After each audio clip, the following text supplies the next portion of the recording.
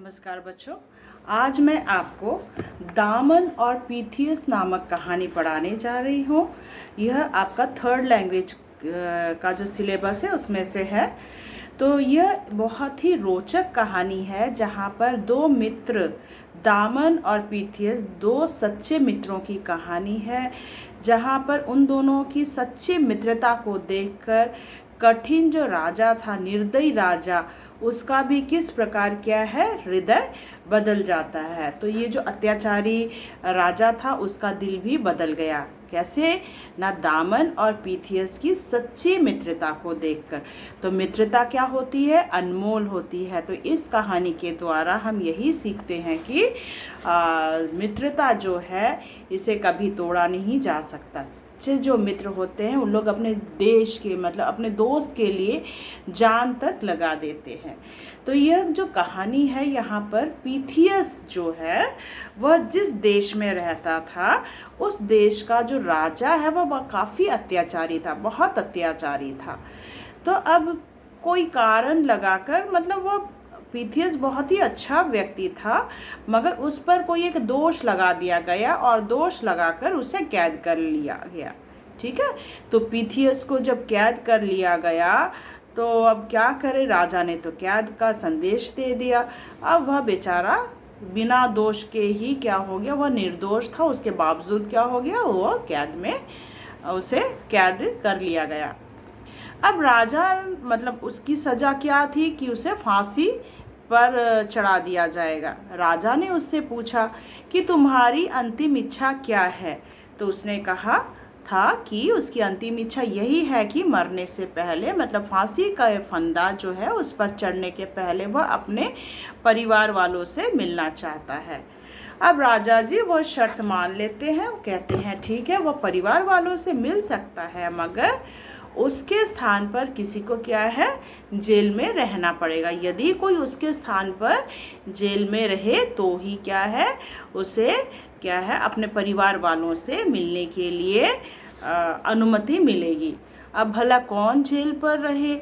कोई जेल पर रहने को तैयार नहीं था, मगर उसका जो सबसे सच्चा मित्र था जिसका नाम है दामन, वह क्या है जेल पर रहने के लिए राजी हो जाता है। वह सच्चा मित्र था, वह कहता है पीथियस तुम अपने परिवार वालों से मिलाओ, तब तक मैं जेल पर रहता हूँ। ठीक है, तो वह राजा के पास जाता है और वह कहता है कि पीथियस को उसके परिवार वालों से मिलने के लिए दे दिया जाए, मैं जेल पर रहूँगा।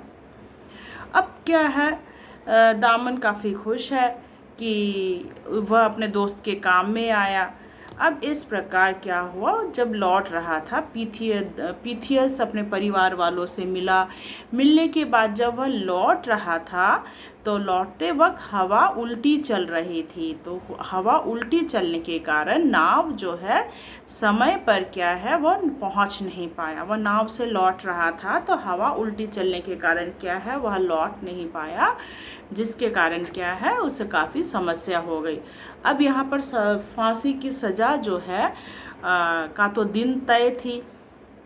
यहाँ पर वहाँ पर जितने भी लोग इकट्ठे हुए थे वे सभी बोल रहे थे यही कि पीथियस जो है वह उसने अपने दोस्त को धोखा दे दिया, वह देशद्रोही है, उसे फांसी की सज़ा हुई थी, उसने अपने दोस्त को झमेले में डाल दिया।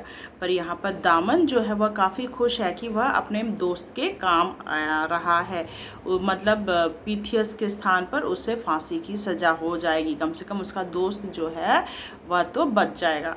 वह मन ही मन काफ़ी खुश था। यहाँ पर पीथियस जो है वह उतरते ही क्या है दौड़े दौड़े घोड़े पर सवार होकर आता है और चिल्लाता है रुको रुको, फांसी की सज़ा मुझे हुई है, आप उसे छोड़ दीजिए, दामन को छोड़ दीजिए। यह कहकर वह आता है और क्या करता है, पीथियस के गले से मतलब दामन के गले से फांसी का फंदा छोड़कर वह अपने गले में लगाता है। तो इस प्रकार जो है सच्ची मित्रता को देखकर राजा जी वहीं पर खड़े हुए थे। तो राजा जी जब इन दोनों की सच्ची मित्रता देखते हैं तो वे मुग्ध हो जाते हैं और वे आदेश देते हैं कि दोनों में से किसी को फांसी की सूली पर न चढ़ाया जाए। और राजा जो है उनकी दोस्ती को देखकर उनकी आंखों से आंसू बहने लगते हैं और कहते हैं मुझे ऐसे क्या है सच्ची मित्र की आवश्यकता है। और वह उन दोनों को गले लगाता है और उनको क्या है अपना मित्र बनाने के लिए वह अपना हाथ बढ़ाता है। यह है कहानी का सारांश। आशा करती हूँ कहानी आपको समझ में आया होगा। अभी जो है आप लोग पृष्ठ संख्या 48 खोलिएगा, ठीक है। कहानी मैं पढ़ाने जा रही हूँ। आशा करती हूँ कहानी आपको शॉर्ट में मैंने समझाया है, समझ में आया होगा। तो ये देखो, सबसे पहले यहाँ पर हम पढ़ेंगे, देखो, मित्रता अनमोल धन है। मित्रता क्या है? यह एक अनमोल धन है। सच्चा मित्र मुसीबत में हमारा साथ नहीं छोड़ता। तो सच्चा मित्र जो है वह कभी भी मुसीबत में, चाहे कितनी भी बड़ी मुसीबत आ जाए, वह कभी हमारा साथ नहीं छोड़ता। वह मुसीबत में हमारी मदद करता है। तो सच्चा मित्र जो है वो हमेशा मुसीबत में मदद करेगा। सही गलत की पहचान कराता है। यह दो सच्चे मित्रों की कहानी है। तो दामन और पीथियस, ये जो कहानी है यह दो सच्चे मित्र की कहानी है।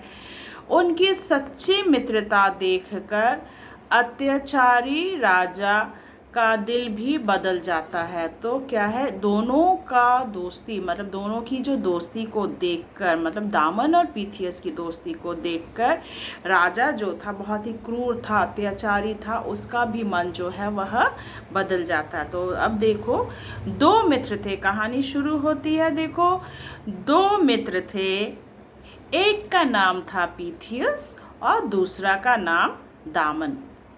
पीथियस जहाँ रहता था उस देश का राजा बड़ा अत्याचारी था। तो पीथियस जिस देश में रहता था वहाँ का राजा कैसा था? काफ़ी अत्याचारी था। उसने कुछ दोष लगाकर पीथियस को कैद कर लिया।